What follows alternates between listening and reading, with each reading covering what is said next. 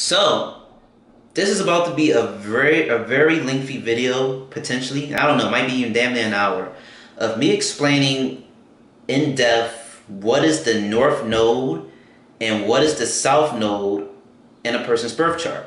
But I'm made so more of I'm a Vedic astrologer, but I make my videos in a way that it is understandable for a beginner to comprehend. So, for the most part, I'm going to be referring to the North Node and South Node as Rahu, who is the North Node, and Ketu, who is the South Node. And the extreme vast importance that they have on our charts and stuff. Because I know, like, maybe tropical astrology, especially for the beginners, they probably ignore the North Node, probably ignore the South Node, and don't really think of them of having that much importance. But in Vedic culture, in Vedic astrology, they have great importance, and after looking at this video, you'll think twice before you might just glance over them and not give them no importance. But yeah, this is probably going to be a choppy video, and I have to mash all the goddamn parts together, but let's get to it. So, I don't even know where to begin because there's so much stuff I can dump on y'all. So let's start off with the lore of Rahu and Ketu. So mythologically, take this lore of a grain of salt. It's just here to paint a picture of a story of a message that I'm trying to convey.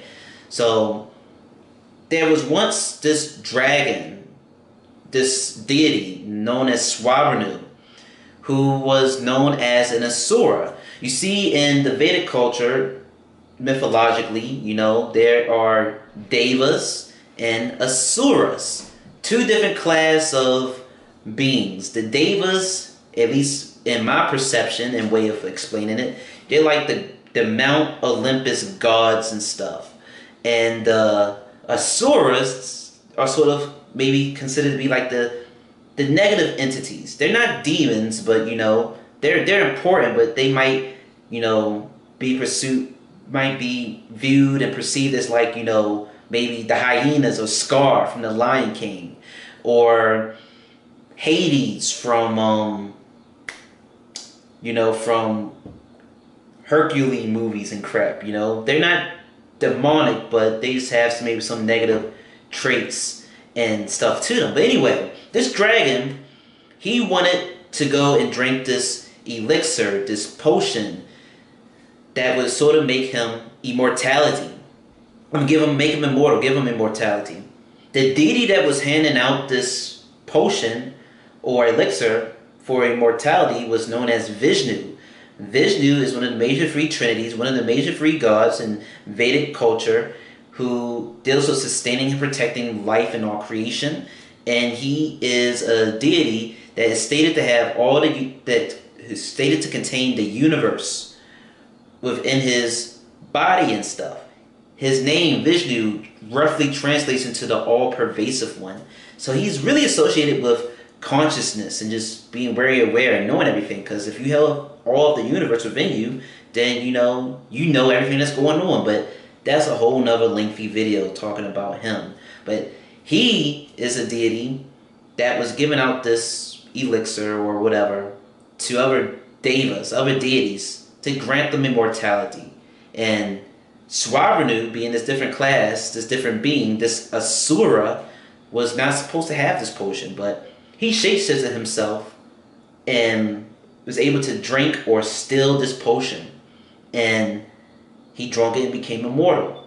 Now the sun and the moon spirit supposedly caught whiff of this. They noticed it and they snitched on him. And this dragon ended up getting decapitated by Vishnu. And the head of that dragon became known as Rahu. And the rest of the dragon, without the head, became known as Ketu, the South Node.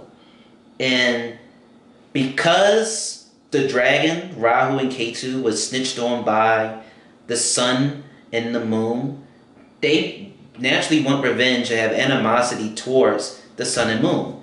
And they want revenge. And they get their revenge maybe 2 or 3 times a year, I'm not sure. Because in reality, the North Node and the South Node, they are mathematical points, mathematical positions in outer space, that when the sun and moon sort of, intersect these positions, we get an eclipse. We get a solar eclipse. We get a lunar eclipse.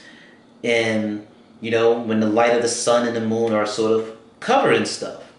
And it's because the North Node and the South Node, the Rahu and Ketu, they have the ability to eclipse the sun and the moon. It makes them very important and powerful positions in one's chart.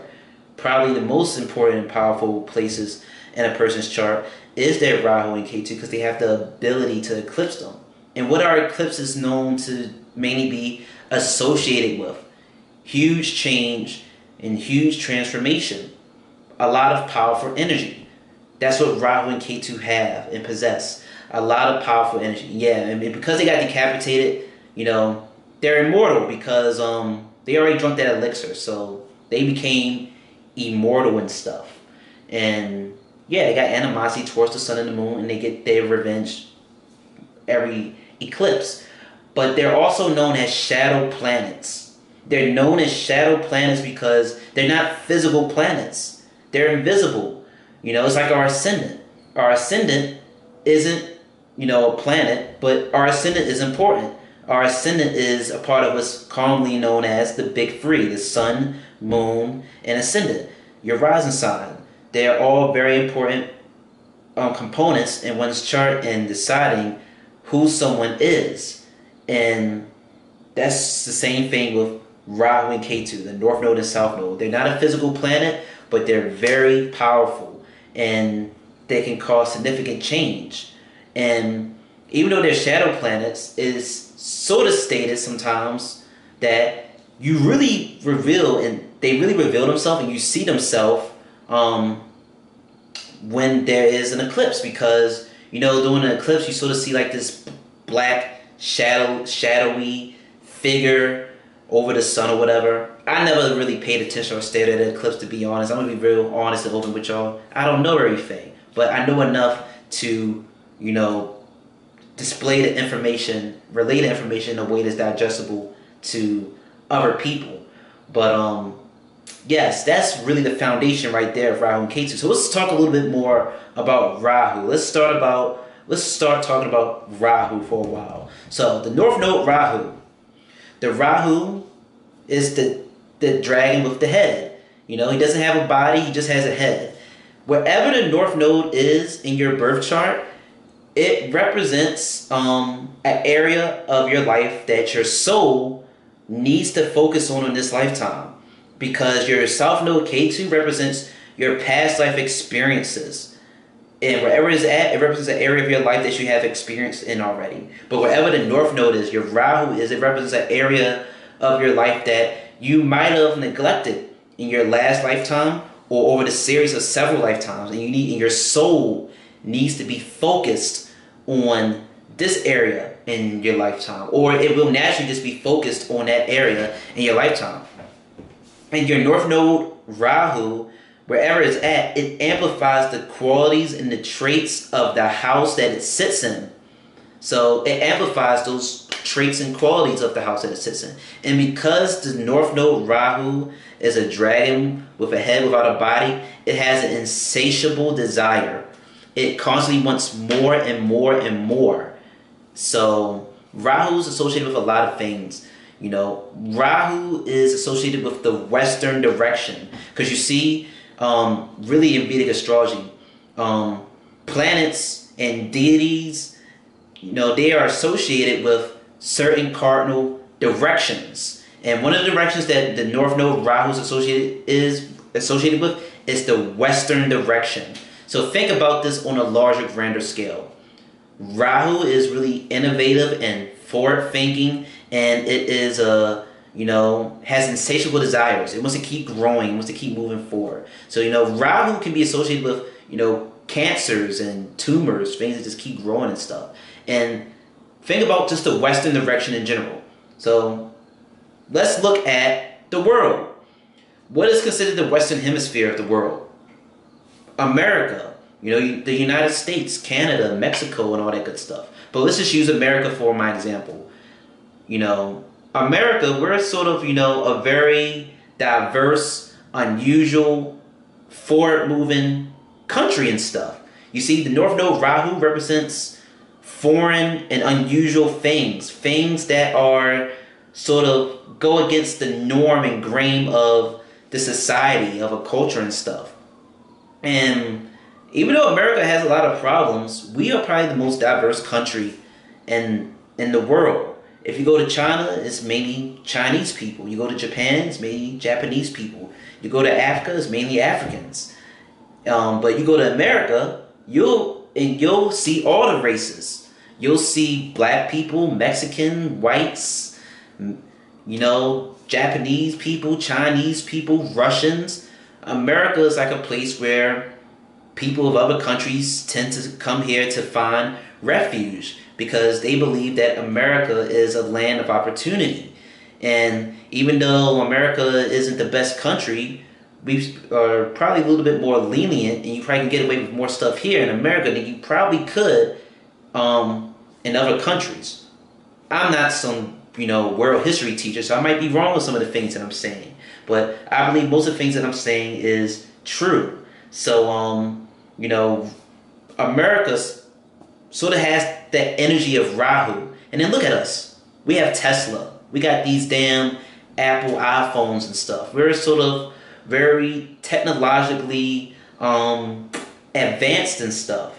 And the North Node Rahu isn't really a spiritual placement, unlike the South Node Ketu, which is very spiritual. But I'll get to that more when I talk about it. But you see, the South Node Ketu, it represents the eastern direction. Now think about the eastern direction. On the eastern side of the world, you have places like, Africa and India, maybe Japan and China. On the other side of the world, those areas of the world, their culture is a little bit more spiritual and religious and a little bit more mystical. So even though America, we might be technologically advanced and progressive and all that good stuff, we're sort of spiritually and religiously dead in comparison to the other countries, and then in comparison to other parts of the world, we're sort of dead in relation to them. And the North Node Rahu can also be very symbolic of our head, of our mind, because that's what the North Node Rahu is. It's the head of the dragon. So your head contains your brain naturally. So it also be associated with your mind, with your ego. And our mind and ego can sometimes get the best of us. It can always be thinking and restless, and it can get us into trouble. It's always planning and scheming. It's always thinking of something. So the North Node Rahu is also very inventive and forward-thinking, like our mind is always moving forward. And our mind can get us in trouble.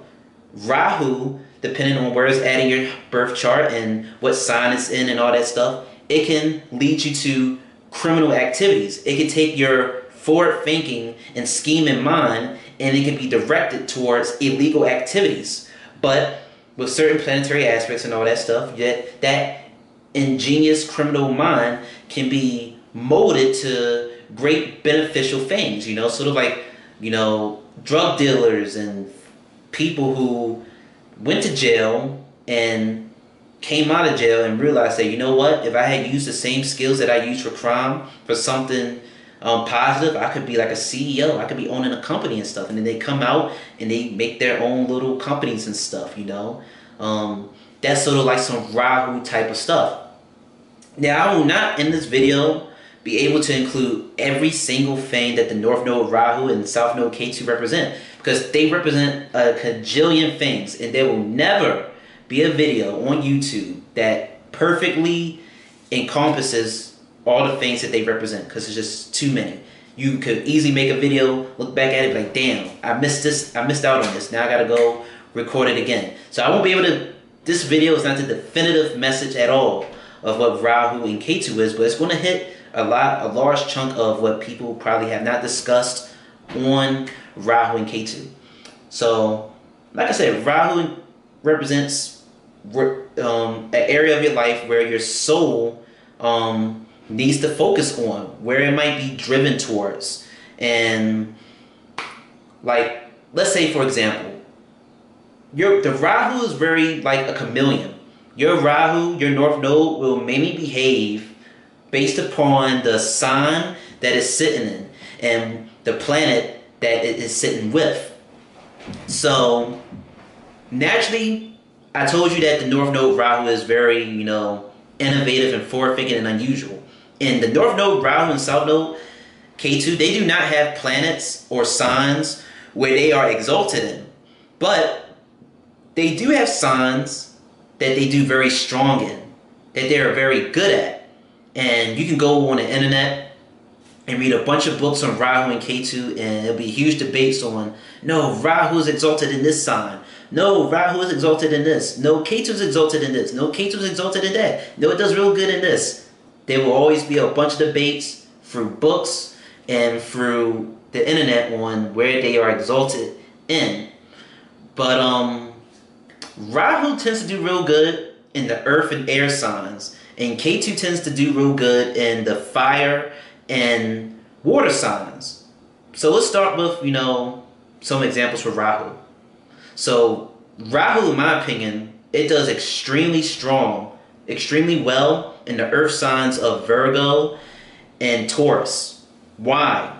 Because Virgo is ruled by Mercury, and Mercury is quick-mindedness, quick intellect, quick thinking. It's just very intelligent. It's very mathematical. It's very practical. It's very logical. And the North Node Rahu, it wants to amplify and conquer and accomplish the task of the house that it is sitting in. So therefore, it wants to be, it being in the sign of Virgo or being conjunct with Mercury is very great, because it will be someone who quickly is accomplishing their task of what they want to do.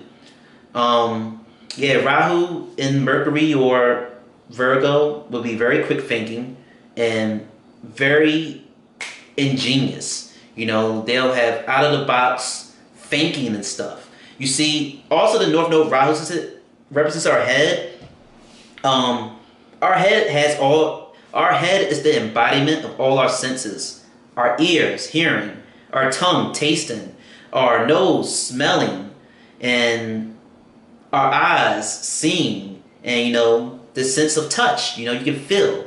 Our face embodies all the five senses, and Rahu amplifies that. So in some cases, depending on the house that the North Node Rahu is in, and depending on what sign it's in, it can also give you some type of enhanced intuitive and psychic capabilities and stuff.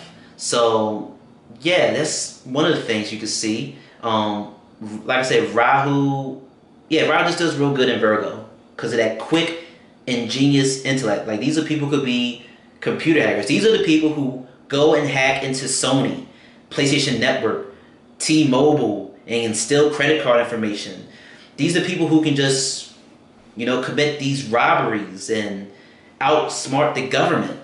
And it's like, damn, do we really arrest this guy? He's so smart and he was able to get through all the defenses. Maybe we can reduce his time if he just teaches us the holes in our defense systems. So that is why, Rahu does real good in Mercury, or Virgo. So what about Taurus? Why would it do real well in Taurus? Well, it would naturally do well in Taurus because Taurus is ruled by Venus. And one of the lesser known facts about Venus, mainly in tropical astrology, is that the deity that rules Venus is Shukracharya, a deity, a guru, a teacher known as Shukracharya. And Venus is the natural advisor and teacher and guru of the Asuras, which is what, Rahu is. Rahu is an Asura. So him being in the sign of Taurus, he feels as though that he's sort of getting some wisdom and guidance from this advisor and teacher. You see, Venus is like the counterpart of Jupiter, because Jupiter is a teacher and a guru and an advisor of the Devas. The deity that rules Jupiter is known as Brihaspati. So, Rahu feels real comfortable sitting in the signs of Venus, which is Taurus and Libra. And yeah, so with Rahu being in Taurus, Rahu just, Taurus is a fixed sign. Taurus takes its time. Taurus doesn't get stressed out. Taurus likes pleasure and material fine things. So with Rahu being in Taurus, whatever house is in, because I'm not being real specific, I'm being real general, Rahu feels that, okay, this is my task. This is what I want to accomplish. This is what I want to do. Well, fine. I'll begin working on it, but I'm not going to stress myself out about it, But also at the same time, especially if Rahu is conjunct Venus, Rahu might be able to accomplish his task and accomplish his goals very quickly, because Venus sort of rewards you more quickly for things versus Jupiter, because Jupiter, Brahaspati, the deity that rules Jupiter, is more so of a teacher that rewards you and gives you blessings through diligence, through a lot of long time of working and worshiping, versus Venus, the deity that represents Venus, is more so likely to reward you and grant you your desires with the least amount of hard sweat work and stuff. Jupiter is more so selfish and picky and stingy with its blessings. And Venus, which is also an significator of love, is a little bit indifferent towards who it gives its blessings to, who it gives its knowledge to. Venus doesn't really discriminate. So yeah, Rahu in Libra or Taurus, especially if it conjuncts Venus, can maybe make the person accomplish its task and desires, especially if they're really, materialistic wise and career wise. Rahu might accomplish his tasks and goals a little bit more quicker. But of course, this all depends on the house that your North Node Rahu is in, and it depends on the sign that your North Node Rahu is in. But the Rahu does real good and real strong. Yeah, as I was saying, the North Node Rahu does real strong in Taurus, and it does real strong in Venus. I mean, Taurus and Virgo. Like I said, Virgo, and especially if it's conjunct Mercury, if it's in Virgo, it's going to behave like Mercury. If it's in, it's going to behave like this. It's going to behave like the planet of the sign that it is sitting in. So if it's in, like I said, Virgo, it's going to behave like Mercury, and Mercury represents our calculative, practical logic and intelligence. Mercury is also associated with the deity Vishnu, and Vishnu is associated with consciousness. The alternative name for Mercury is known as Buddha or Buddha, and Buddha or Buddhism is a belief system. It's a religion, and it is stated that one of the many incarnations of Lord Vishnu was Magatma, or I'm pretty sure I'm butchering up the name, but Gautama Buddha, the founder and creator of Buddhism. So, not only is it Vishnu's role mythologically to sustain and protect the universe, but it's also sort of his role to move the consciousness of humanity forward. So one of the ways that he moved our consciousness forward is with Buddhism. And like I said, Vishnu is associated with the planet Mercury. So Mercury in its highest form represents consciousness. And when you know better, you do better. And in many examples, like for example, if you can find a way to resolve a conflict and an issue that doesn't result in you taking a gun and shooting somebody and killing somebody, or you cussing somebody out, then that takes intelligence. You resolve the conflict without there being conflict, or you was able to do something that most people wouldn't have done in a way that didn't result in a lot of tragedies or negative side effects. But I could go, that's his own separate video, but Mercury is associated with consciousness and awareness, using your intellect to know things and do things and perceive things that other people are not aware of, and you're using that awareness for good. But that awareness and consciousness can also be used for negative things like robbing people, pickpocketing people. So when Rahu goes into, Virgo, or when it goes in, or when it conjuncts Mercury, Rahu is blessed with intelligence. It is blessed with consciousness. It's blessed with awareness. And it's like, wow, this individual, they can use this immense otherworldly intellect and awareness to do good things or bad things. So Rahu does real strong in there. And like I said,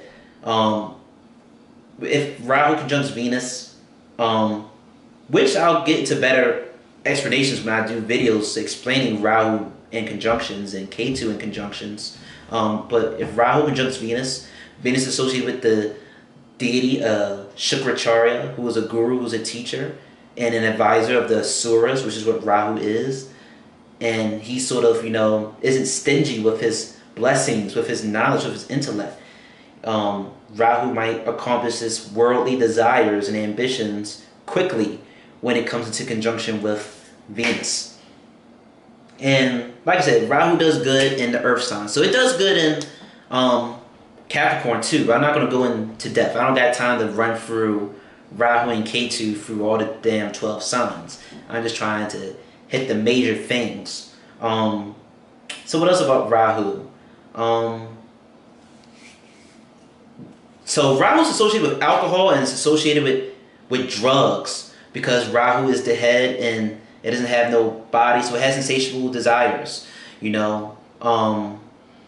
So Rahu is associated, like I said, it's associated with liquor, it's associated with drugs, and depending on where it's at, it can make someone a huge alcoholic. It can make someone really experiment with drugs.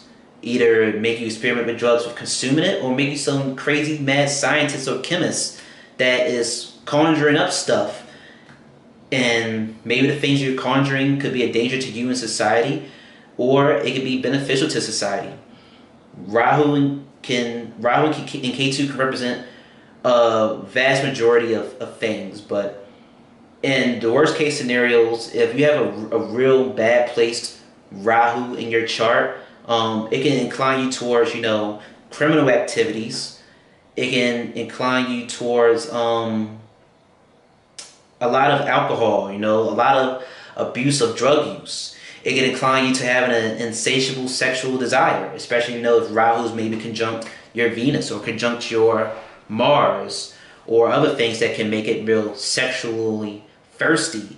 It can incline you towards those things. And in my opinion, I believe that any planet that you have conjunct Rahu is a thing, is a subject, an area of focus that you have to deal with in this lifetime. Because I said, your North Node, wherever it's at, it represents what you need to focus on in this lifetime, what the soul needs to work on in this lifetime, or an area of your life that you neglected in several lifetimes or your last lifetime. So, for example, if your Rahu probably conjuncts Saturn, then in this lifetime, there's also a focus of you needed to learn how to be patient and to get organized. Because Saturn deals with, delays and patience and organizing and structuring things. So if your Rahu conjuncts Saturn, then one thing that might be a focus of your life is that you must focus and deal with delays in this lifetime, and you must learn how to be patient, learn how to plan things out.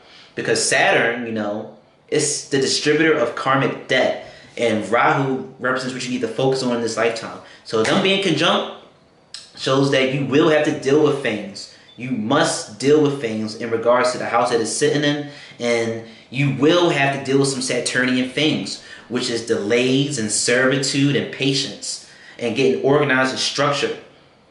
If Rahu conjuncts Venus, then you might have to face and deal with in this lifetime relationships. And Rahu conjunct Venus can give you an insatiable desire for relationships, huge sexual appetite. It can make you unsatisfied with your sexual and romantic partners. You might not know what you want, because once you receive what you think you need and want, you get it and you're not satisfied. Because Rahu is the headless, it's the dragon without the body, so it's never satisfied. It always wants more. So too much of anything is bad. So, Rahu is very deep. If Rahu conjuncts Mercury, then one of the things you might see is that you might have to focus in this lifetime using your intelligence. I don't want to say use your intelligence for good things, because you can use your intelligence for negative things, but I would say that with Rahu conjunct Mercury, you have to use there will be a focus on using your intelligence and your consciousness and awareness, either for good or evil. That's up to you. Like I said, I'm not running through all the planets and going into detail. That'll be a whole separate video when I do conjunctions. But there are remedies for controlling and taming your Rahu if you have a real bad place Rahu. If it's aspecting, planets and giving sort of unfavorable results. Because Rahu aspects the 7th, your North Node Rahu aspects the 7th, 5th, and 9th place from itself. So whatever house your Rahu North Node is sitting in, and whatever house it's looking at will be a focus of Rahu and Ketu. And so how do you tame Rahu? Well, Jupiter when Jupiter is conjunct Rahu, it is stated that Jupiter can sort of tame and nullify the negative characteristics and qualities of Rahu. Why? Because Jupiter, the deity that rules Jupiter is Brihaspati, which is this guru, this teacher, who's a little bit more strict, a little bit more selfish and stingy with his knowledge, and who rewards you after much discipline, after much time, after much consistency in worship. Brihaspati, Jupiter, is like it's like this dojo master, this sensei. And it's like a student coming to the sensei. Rahu is like that student that comes to the sensei and he's like, please teach me how to fight. Please teach me Kung Fu. I want to become real strong so I can crush and kill my enemies and opponents. And Jupiter is like, I'm not going to just give you what you want. You must learn the fundamentals of martial arts and spirituality. And you must learn that it is not good to seek revenge and to, pick fights and bullies and to become a bully with your newfound strength. So if I teach you, it's going to be over the course of several years. And you're going to learn the way that I want you to learn. And I'm going to get you off this evil path and onto a righteous one. Think of, for a crazy, more realistic example, think of Rahu in this example is like Mike Tyson. And then Jupiter, Brihaspati, is like Customato. Mike Tyson had a real troubled lifestyle, but his boxing teacher, his mentor, his adoptive father that adopted him, sort of instilled a lot of life lessons and values and stuff in him. He was getting him on the righteous path, but unfortunately, he passed away and Mike Tyson became and did what the hell he did. That's sort of Rahu. Jupiter will get your Rahu on the right and righteous path and guide that energy to something maybe more noble and righteous. So maybe if you have Jupiter conjunct Rahu, you won't really see some negative effects of it. Or especially for people who are really into Indian philosophy and the Vedic astrology, don't take my word for it, but potentially, since we know that it's stated pretty universally in books and on the internet that Jupiter is good at quelling Rahu, potentially praying and giving offerings to Brihaspati, the deity of Jupiter, could sort of be good at quelling the negative tendencies and traits of the North Node Rahu. And what is the most commonly known remedy of Rahu is the worship of Goddess Durga in Indian culture and stuff. So who is Durga? Goddess Durga is sort of like this form of Parvati. Who is Parvati? Parvati is the wife of Lord Shiva. And Shiva is one of the major three trinities, major three gods that is worshipped in India and stuff. He deals with death, and destruction, and he's capable of reviving people. But he doesn't just deal with the destruction and death of people on a physical level. He also deals with crushing ignorance and lies and, you know, just ignorance and ego. He can crush and kill the negative qualities and traits of humanity, of stuff that we possess. You know, he can crush and kill our negative desires and stuff. He can do that type of destruction. And his wife, his consort, is Parvati. Parvati is considered to be like this mother goddess of all the... She's just perceived as this mother goddess. And she is perceived to be like this goddess of mountains and stuff. So she is sort of like have like domains and like rulership over mountains. And one of the two, and she's able to take on this two major known negative forms. One of those forms is known as Durga, and another form is known as Kali.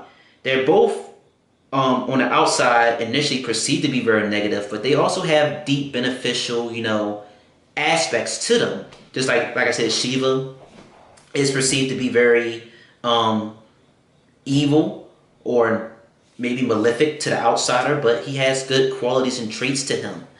But yes, Parvati has made two major manifestations and projections of her, which is Durga and Kali.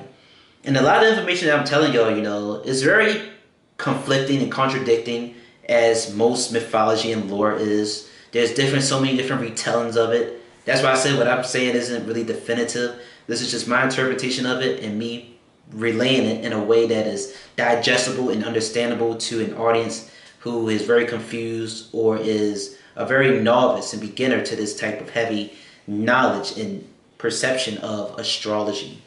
So back to who is Durga. So mythologically wise, there's this Asura. There's this demonic Asura whose name was Mahiyasura. And he was a buffalo. He was a demonic buffalo who was granted the wish, apparently, that no man could kill him. So he went and he was defeating gods and taking over their land, and nobody could beat him because he was granted the wish that no man could kill him. And most of the gods are men. So therefore they was useless in trying to stop this demonic Asura. He was a shape-shifting buffalo. So what happened? Apparently the gods ended up creating this entity known as Durga, who was a female goddess. And she was this female goddess who was blessed with, you know, weapons and the powers and abilities of some of these male gods. And she is depicted riding either a lion or riding a tiger. That was her ride. That's her vehicle and means and forms of transportation. You know, on the internet, it's very conflicting. People are not sure whether it's a tiger she rides or a lion she rides. So, you know, when you look her up, if you decide to do your own independent research, you'll see two different interpretations of her. One on a tiger, one on a lion. But anyway, she was able to defeat and kill this buffalo, this demonic buffalo demon, Mahiyasura. And that's the end of it. It is stated that Goddess Durga is like the deity that presides over Rahu, or Goddess Durga is the remedy, mainly the remedy to quelling and calming down your negative effects of your Rahu. Because what do we learn about this little story that I told you? Mahiyasura was this, you know, ambitious, evil, malefic character who was very ambitious, and he wanted to be someone who could be better than the gods and beat the gods, and he somehow gained the wish and the ability to not be killed by any man. So he used his great ambition, he used his great desires to, you know, do bad things. So what did Goddess Durga did? she came in and she did the job that what she was able to do what no man could do. So she's really also a strong image and symbolism of female power, of women power, women empowerment. You know, a fierce, powerful form of a woman. But she was able to defeat a demon, an entity that even the gods couldn't do, that even the men couldn't do. So she was able to crush this demon because he had gained great power, but he used his great power for the wrong things. And that could be the danger of anybody's Rahu or anybody in life in general. Rahu, depending on what sign is in, what planet is aspecting or conjunct, or what house is in, it can make someone have an insatiable thirst and desire to achieve and go after great goals, great tasks. And, you know, if they're not careful, and if their desires aren't noble, they could be a threat to the world, and they'll need to be put down. Much like the government would do to maybe like a civil rights leader, you know, like, you know, Black Panther people and Martin Luther King and Malcolm X, people who rose to great prominence, great fame, and people who were shaking up the normal confines and constraints of the government. And the government seeing that, oh, this person is rising to power, they might succeed us, we need to do something about that. And then they, you know, end up getting assassinated. So there's a lot of different metaphors you could use for that. But, you know, on a malefic side, like I said, Rahu, you could go to great heights like Hitler.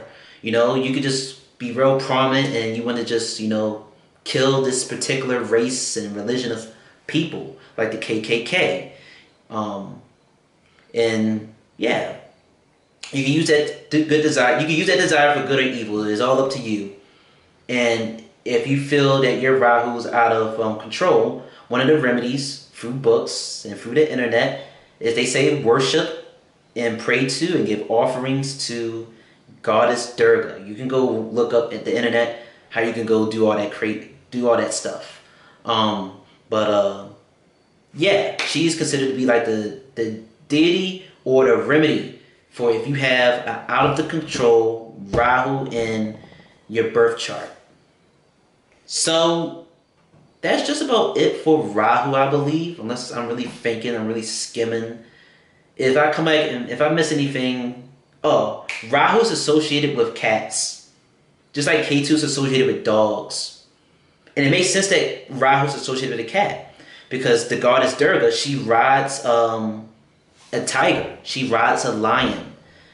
And many of the gods in Vedic culture, they are depicted riding an animal, and them taming and controlling that animal is very symbolic, showing that they are able to control the negative characteristics and the negative qualities of that particular being and use it for a more noble and righteous thing. So through worship and praise of the goddess Durga, you can control the negative traits of your North Node Rahu. And maybe owning a cat and really taking care of your cat can help, you know, nullify some of the negative traits of your North Node Rahu.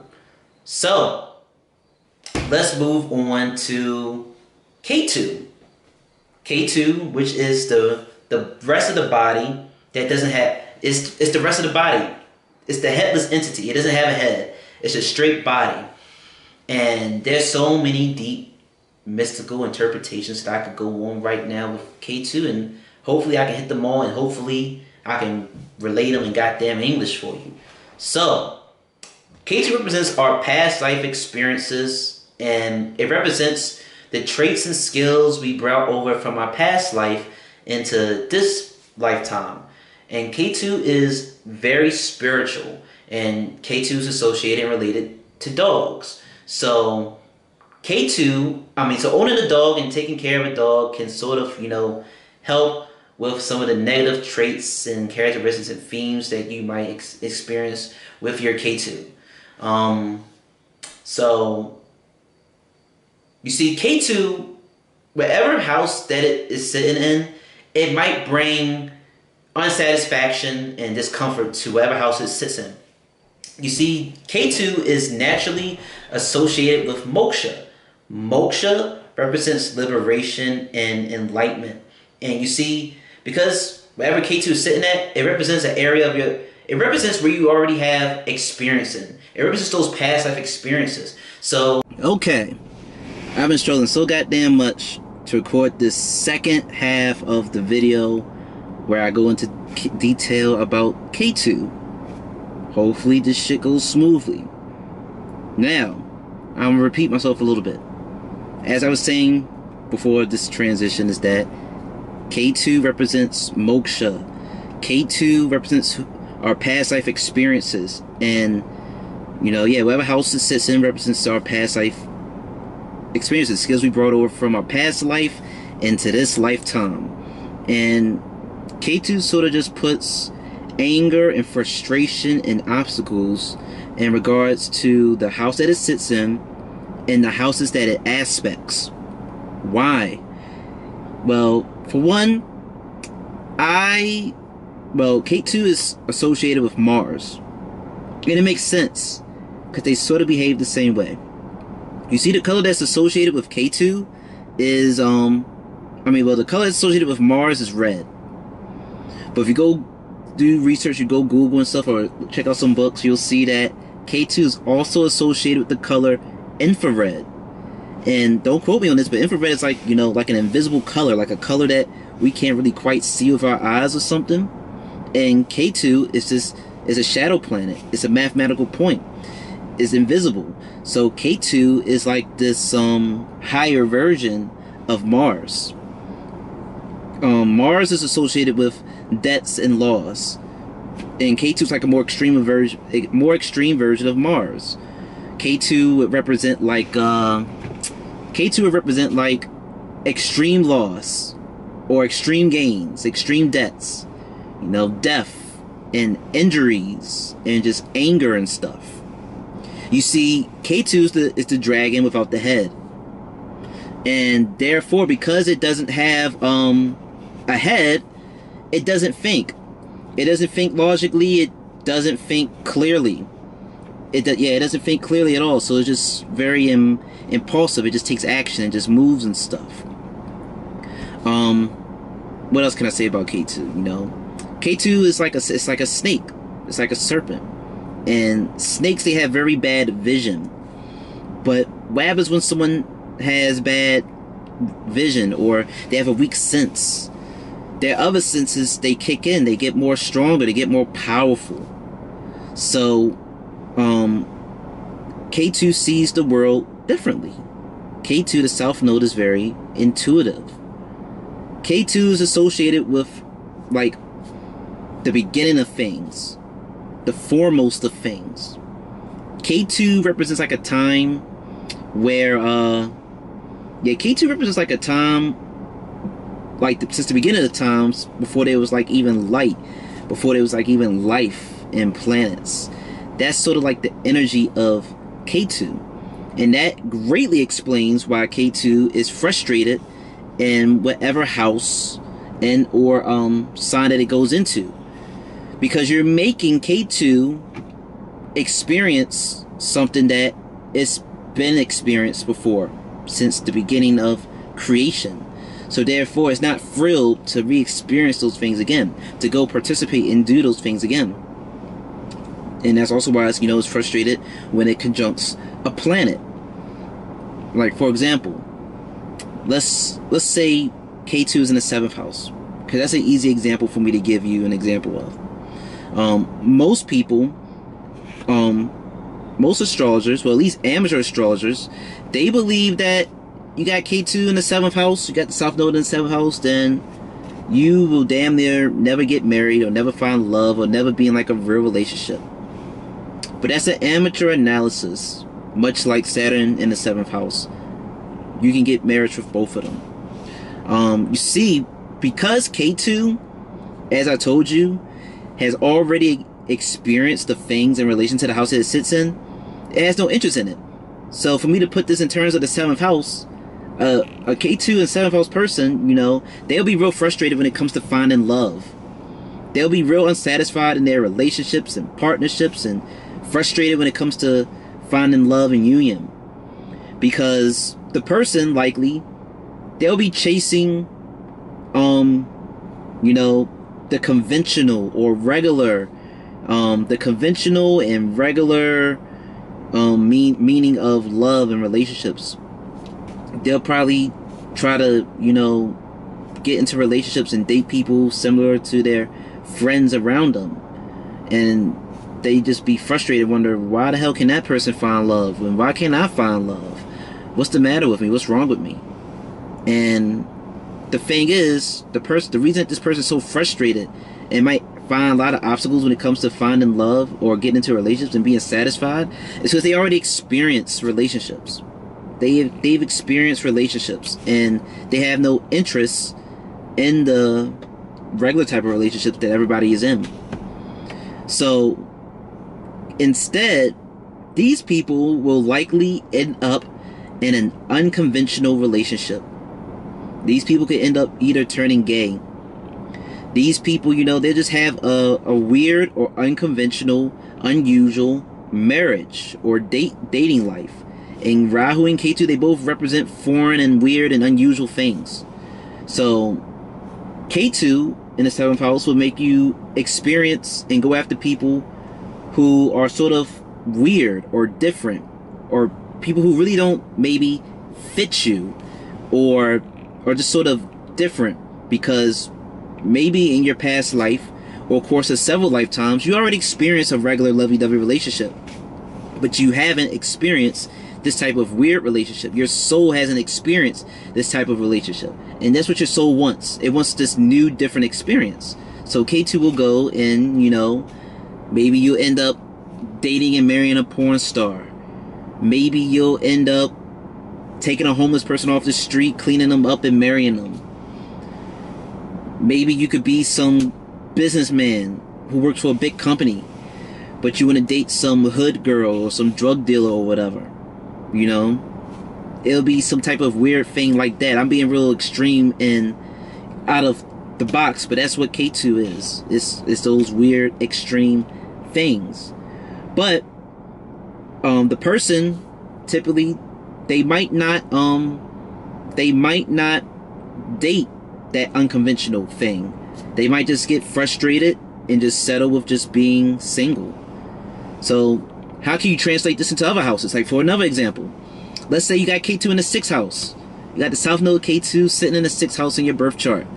What is the 6th house? Routine, everyday things. It's obstacles and small pets and animals and diseases and all that stuff. So someone with K2 in the 6th house, they could might not want to go and seek medical help in a traditional, regular way. They might not. These people might be anti-vaxxers. They might not want to get vaccinated and get all the vaccines people want to get. A K2 in a 6th house person, they might not want to go to some regular doctor. They might want to go to a holistic witch doctor. They might be a holistic witch doctor themselves. They might not want some regular small pet. They might want some exotic pet, some rare animal, a lion, a tiger, or some mixed breed. They might get a pet that was, you know, injured. They might get a rescue animal. They might save an adopted animal with K2 in the 6th house. So K2 expresses itself in the houses that it's in a unique and unconventional manner. But if a person isn't aware of this, they'll probably try to go and get the things and experience the things that everybody else is experiencing. And that person probably won't enjoy everything that everyone else is experiencing, or they have a lot of obstacles and frustration, or just be uninterested in those things. This, wherever your K2 is, you'll express, like I said, that house in an unconventional, unusual manner. And another thing about K2 is that you can experience sudden loss and sudden gain, because K2 is very spiritual. Ketu deals with moksha, liberation, and enlightenment, separation from things. So Ketu can make you experience tragedies or a loss and separation from something. But from that separation, from that loss, you end up gaining something else. Like, for example, don't quote me on this, but this is just an example to prove my point. Let's say you got Ketu in the 4th house. The 4th house deals with it deals with property and land, like your house and car. Areas of comfort and places of comfort and security. So, K2, let's say you drive in your car and you get into a car accident, you end up losing your car. And then you end up getting a better car from that loss. Or from that loss, you gain some type of enlightenment. From maybe losing your house and becoming homeless, you gain some type of enlightenment. You become very spiritual. And once you get back on your feet or whatever, you might realize that you don't need to get so attached to the 4th house things, which is a home and a house and, you know, places of, you know, indoor dwellings, places that make you feel secure and comfortable. You might be like, maybe I shouldn't get so attached to these things. Or maybe I can just be a minimalist and just utilize the least amount of things to fulfill my goals and desires. K2 might do that to you. K2, like I said, in the 7th house, you might experience a lot of failed relationships. And it'll probably be through those failed relationships you find yourself. You find enlightenment through those failed relationships and heartbreaks. K2 in the 6th house. Maybe the death of an animal, or some type of near-death experience in a medical field or whatever, or on a job. Maybe a loss of your job, because the 6th house represents routine things, and a 9-to-5 job is a routine thing. You go to your work every day. So K2 in the 6th house, and those examples that I just listed, when you experience some type of loss or tragedy in that area of your life, you might experience this great epiphany, this great enlightenment with K2 there. Yeah, what else can I say about K2? That's pretty much it. When K2 conjuncts a planet, K2 is frustrated when it's in conjunction with planets. But with K2, in my opinion, when the South Node K2 comes in conjunction with a planet, it represents unfinished business that you need to complete in this lifetime from a previous lifetime. Just like Rahu conjuncts a planet can show and represent that this is an area of focus that you must learn in this lifetime. Yeah, Rahu conjunct a planet is like the homework that you need to do in this lifetime, and K2 conjunct a planet is like unfinished business. It's like summer school. It's work that you need to complete that you should have finished in your past lifetime, but for whatever reason you didn't finish. So you gotta finish it and continue it in this lifetime. So let's say you have K2 conjunct Saturn. What is Saturn? Saturn represents karma. Saturn represents longevity and patience and discipline and a whole bunch of other negative stuff. Delays, restrictions, boundaries. And I'm already telling you and teaching you what Ketu is, but keep in mind Ketu represents past life things. So when these two come together, let's put all the pieces of the puzzle together. Ketu is your past life actions and the experiences of the past life, and Saturn is all about karma and making you pay for karma, making you pay for your past life things. So when these two come together, it shows, obviously, not only do you have unfinished business from your past life, it will also show that in this lifetime, you will pay your karmic debt off from your past life in this lifetime. Because Saturn makes you pay for your karma. It makes you pay for your actions. And with it conjunct your Ketu, which represents your past life actions, it means that you are going to pay for whatever the hell you might have done in your past life. And typically, this conjunction is most often times than not portrayed in a negative light and is insinuated that you might have done some negative deeds and actions in your past life. But Ketu is such an unpredictable position that as much as it can give suffering and losses, it can also bless you with rewards. And same thing with Saturn. Saturn can bless you with big rewards and big gains too. But they sort of make you suffer in the beginning until you get those rewards. So that's sort of why this conjunction is mainly portrayed in a negative light. And it's so ironic. I'm talking about Ketu, which eclipses, I forget which one. It eclipses either the sun or the moon, whatever. It deals with eclipses. And then this camera, at least from my perspective right now, the light is sort of real dim. But I don't even really care. Y'all getting this information, y'all getting this knowledge. But anyway, let's do another example for Ketu in a conjunction. Let's say Ketu conjuncts Jupiter. Jupiter is stated to be like the only planet that can control Rahu and Ketu.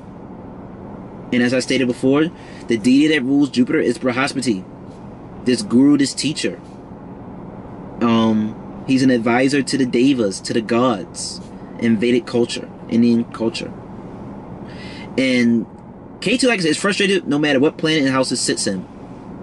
So when these two are conjunct, it's like they're roommates. And you have Jupiter, who is this brilliant teacher, this brilliant guru, trying to give advice and guidance to Ketu. And Ketu is like, dude, I've been here longer than you. You can't teach me nothing. It's almost like Ketu is like a person who been at a job since the job was built. They like one of the first batch of people to get hired at this job. So they know the ins and outs of the job. And nobody can fuck with them and tell them anything. Because it's like, you can't pull this bullshit on me. I know all the rules. I know how this place runs. I know who you are. And it's like a new person comes in, they get hired. And this person, they are a brilliant worker. They are brilliant at their job. And they try to give this old timer advice. And it's like, Ketu is like, listen, I know you're smart. I know that you have all this information, all this knowledge, all this wisdom, but I don't want to hear that shit. So I respect who you are. I know that you're just smart, but don't try to control me. And Jupiter, he can't really lie. He gotta admit, Ketu been around longer than him. So Ketu is, in a sense, more knowledgeable than him. But Jupiter is benevolent. Jupiter is benefic. Jupiter is good in nature. And Rahu and Ketu, they're both malefic and negative in nature. They're negative in nature, but they can give good results. And they're both unpredictable. So Jupiter, what he'll do when he comes in conjunction with Rahu and Ketu, he'll instead guide Rahu and Ketu. He'll make them use their energy for more benevolent, good, positive things when these two come into conjunction. But this conjunction can also give, some negative results, which I'll get into detail when I do videos on Rahu and Ketu in conjunction with planets. But I'm just doing these little conjunctions to give my example. So, another thing that Ketu might do in conjunction with Jupiter, I told you, Ketu will make you experience and express yourself in an unconventional way. So, in another sense, Ketu conjunct Jupiter will show that you already have experience with knowledge, with wisdom, with the occult, with spirituality, with religion, with God, with being a teacher. You already have experience with that. So, when you go to school, depending on what house is in, especially if it's like in the 9th house, when you go to like school, places of education potentially, or someone tries to teach you and tell you something, you won't believe them. Or you'll be frustrated with what they're telling you. Or you won't believe that what they're telling you is the truth or good enough. Because intuitively, subconsciously, you'd be like, I already know what the hell they're telling me isn't the truth or is wrong. I already know this. I've been here. I experienced this before. So you can clash with teachers and mentors and trainers when you have Ketu conjunct Jupiter. And what Ketu conjunct Jupiter will do will probably give you an unusual teacher, a weird teacher, weird gurus, unusual, unconventional gurus and trainers in your life. You might go and be somebody who become a teacher, some spiritual influencer, and you'll express yourself and teach things in a way that is unusual and unorthodox and not of the regular, normal workings of this world. That's what Ketu would do. One more final example for Ketu conjunct the planet will be Mars. And what is Mars? As I told you, represents brothers, weapons, blood, energy, debts and losses, and land. And Ketu is like a higher version of Mars. So when Ketu conjuncts Mars, we can see that you have experience when it comes to either aggression and violence and asserting yourself. You could probably already have experience and knowledge with that. So in this lifetime, when Ketu conjuncts Mars, it might spiritualize the Mars. The Ketu might make you like, okay, I've already been a bully in a past life. I already was a surgeon. I already beat people up. I already was real mad and violent. So in this lifetime, I'll be somebody who will use my energy for maybe a more positive thing. Or I'll use my energy differently. I might become a Reiki healer. I might dedicate my energy to spiritual work. Or I might just dedicate my energy and aggression towards yoga. But Ketu is going to make the person express their energy in a different way.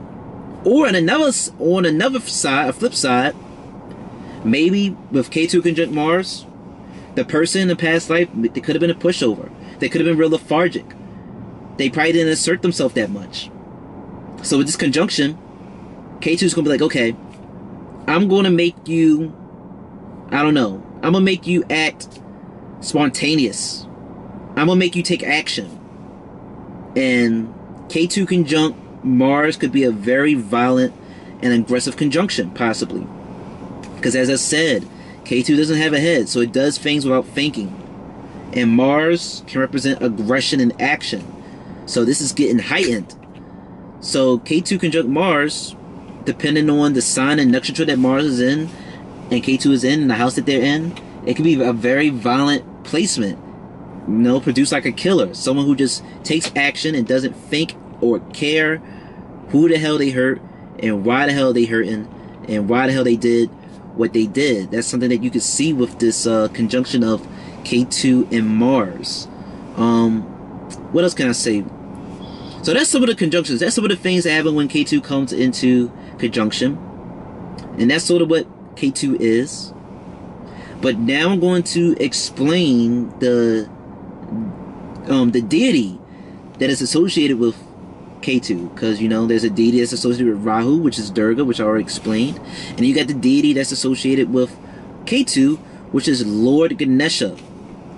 So Ganesha, yes, as I was saying, Ganesha is considered to be the child of Lord Shiva and Parvati.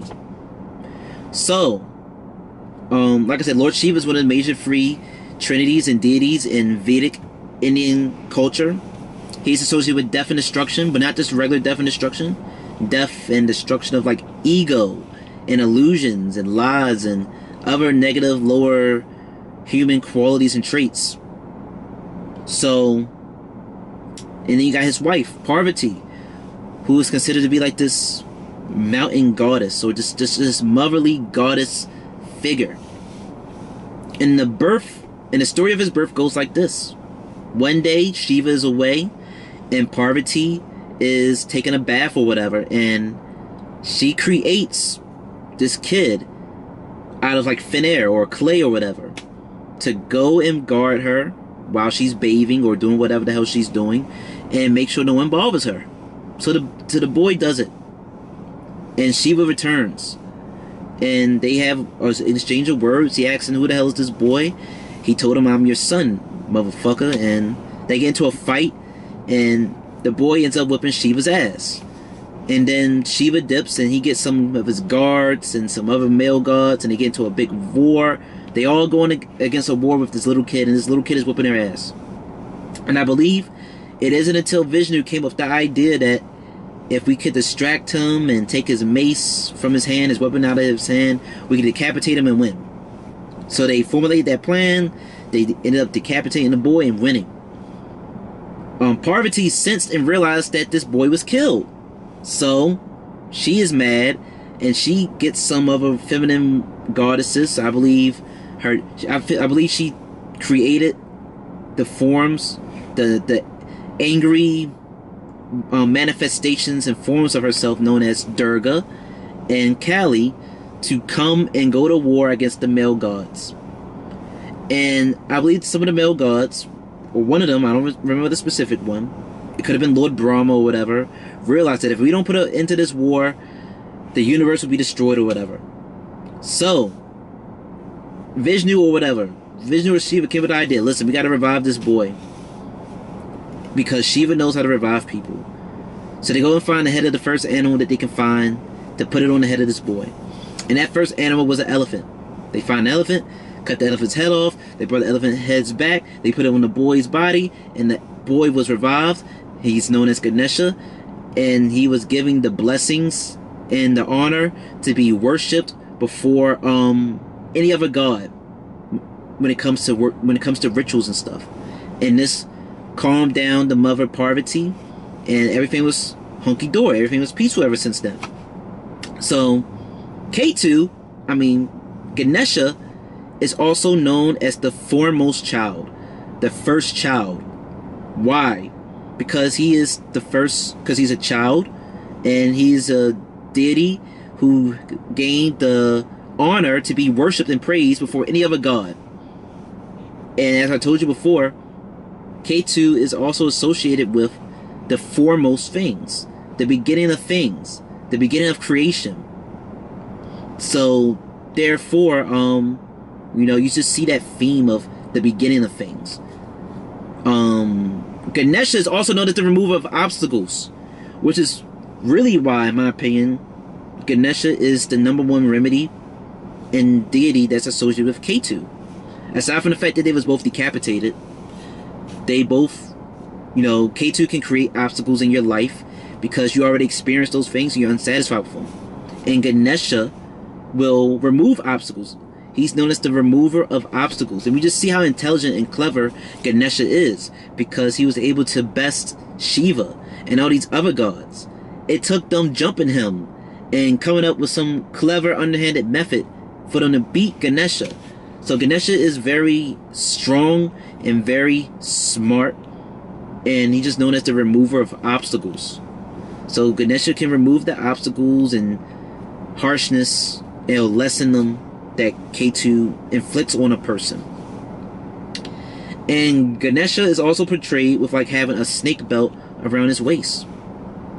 Rahu and Ketu, they're like a snake. They're like a dragon. Snakes and dragons are sort of synonymous with one another.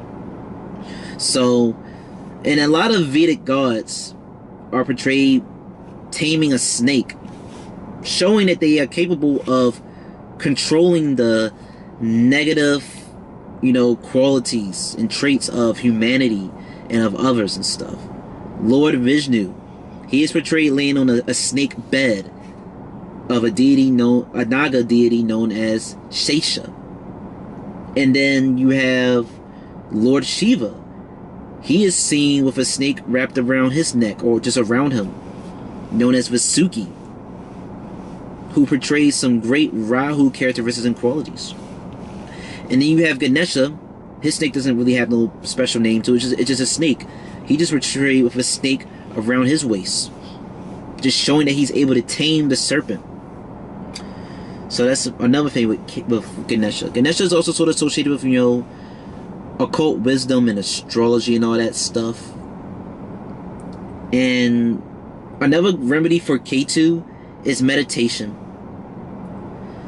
Yeah, meditation and stillness and acceptance of things, and just worshiping and honoring and respecting teachers and gurus, or maybe donating to spiritual and or religious facilities is a good way to accommodate and please your Ketu.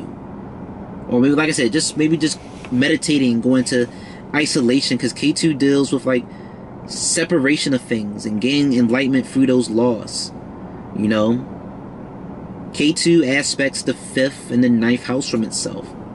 So wherever it throws its aspects at is an area of your life where you'll find some dissatisfaction and obstacles and difficulties. And that is just about it when it comes to Ketu. Another example of Ketu is in Vedic astrology.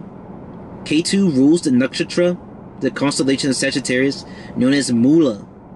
Mula's symbolism is roots. Mula is a constellation that's near a black hole. And black holes are very mysterious because we are unable to fully study them and know what happens when you go into one. We don't know. But it's very mysterious. And black holes, they can suck and absorb light, and they pull you in. And like I said, this is a nakshatra that is ruled by Ketu, that's associated with Ketu. The deity that rules this side of Sagittarius is known as Nriti, who is considered to be like this goddess of death and destruction. And it's also sort of associated that, you know, this nakshatra or this deity is also sort of associated with the goddess Kali, who is this other manifestation of Parvati. Parvati takes on the forms, or can manifest in the forms, of Durga and Kali. And Kali is this demon, or this deity, who is portrayed, you know, holding the head of a decapitated demon. She is associated with time, death, and destruction, and just the beginning of things. And Kali, I believe from what I looked up, is associated, the name translates to like time, you know, it's Kali or Kala, Kali or Kala. And like I said, by learning about the nakshatra Mula, this constellation, this side of Sagittarius, and how it's near this mysterious black hole, and a black hole can absorb and take in light, and it absorbs things and crushes them. And this constellation is associated with this goddess of death and destruction, and is also associated with this goddess Kali, who's associated with death and darkness and destruction in the beginning of time. You know, it teaches you a lot about Ketu. It teaches you that Ketu is this energy that's sort of been here since the beginning of time, before there was light, before there was life. And therefore, it's very intuitive. It's very intelligent. Ketu, if it's especially conjunct like Mercury or sin in certain houses, can make you very research oriented in regards to the house that it sits in. But like I said, Ketu can provide a lot of frustration, a lot of anger, a lot of fear, a lot of doubt. So, like I said, maybe praying to Brihaspati, the guru of the deity of Jupiter, and or, you know, worshiping, honoring, and praying to Ganesha, giving offerings, can reduce the negative effects and qualities of the Ketu in your chart. And there will always be this tug of war between Rahu and Ketu in one's chart. There will never be no definitive book or video on YouTube that 110% sums up your Rahu and Ketu, because they represent so many things. Like after I upload this video, I'm pretty sure I'll be like, damn, I forgot to say this, I forgot to mention that, because there's so many things you could say about them. But like I said, there's always this tug of war between the two. Ketu is frustrated in the house that it sits in, and Rahu wants to go explore the house that it's sitting in. But Rahu messes up in the house that it sits in because it's trying to learn that. So it's going to fall back on this Ketu. It's going to go run back to the area of its life that it's most comfortable with. And so like one of the remedies for Rahu and Ketu is taking the experiences of your past life and using those past life experiences to help aid your Rahu. Like another example of Ketu is Ketu in the 10th house. The 10th house is career, status, and the impact you make on the world, impact you make on others. And I told you that Ketu expresses itself in unconventional, unusual ways, because it's already experienced the things in the house that it sits in. So if it's going to do something again, it wants to do it in a different way to gain some type of pleasure or whatever. So if someone with Ketu in the 10th house, they would be somebody who probably does not feel comfortable and frustrated and unsatisfied when they're in a position of power. When they got this nice job or just a regular job, they just feel frustrated. Or they just face a lot of obstacles in a regular job. Or whatever. Like I said, Ketu can manifest itself in many different forms. So, one remedy or thing that you might see of people who have Ketu in the 10th house, they might become somebody who become like a, you know, an OnlyFans person, a sex worker, or a person who just makes money solely off of YouTube, or making Twitch videos of them playing video games, because it's in those type of professions that you're not in the spotlight, that you're not in the spotlight, and it's an unconventional, unusual job, and it's a job that you can do from like working from home, because Rahu is in the 4th house, which shows that the soul will want to do something in regards to the 4th house, which is your private life. So that's one thing you would sort of see with Ketu in the 10th house. But I can't really stretch out this Ketu anymore. I pretty much simplified what Ketu does. But another thing with Rahu and Ketu, you want to look at their dispositor. What is a dispositor? For example, let's say Ketu is in Sagittarius.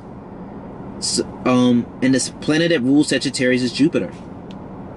Wherever Jupiter is sitting at in your house, in your birth chart, Ketu is sort of going to, you know, express its energy and do things based upon where that Jupiter is, based upon where its dispositor is. Just like if Rahu is in Virgo or Gemini and you got your Mercury in some other house, just look at where that Mercury is, and your Rahu will be drawn, and your Ketu will be drawn to where that Mercury is, to where its dispositor is. It's going to be drawn to that area, or it's going to might do things in relation to the area of that dispositor, of that planet, because Rahu and Ketu are very chameleon-like planets. They're like a blank canvas, and they, you know, behave and transform into the sign and into the planet. They transform into, you know, the sign that they're sitting in, and they behave like that planet that rules it. They're like I said, they're very chameleon. They're like the symbiote Venom from Marvel. They eclipse and take over a person and take on their traits and qualities, and it's sort of negative in nature, but that negativity sort of feels so good, and that negativity can produce a lot of great benefits, but only if you use those benefits in a benevolent fashion. But yes, I'm gonna go and conclude my video like this, because I just start talking in circles. I hope this video gave you great, much needed insight and clarity on Rahu and Ketu. I wish I had a video like this when I wanted to learn about Rahu and Ketu. But hey, you got me. Thank you for watching, and see you another time.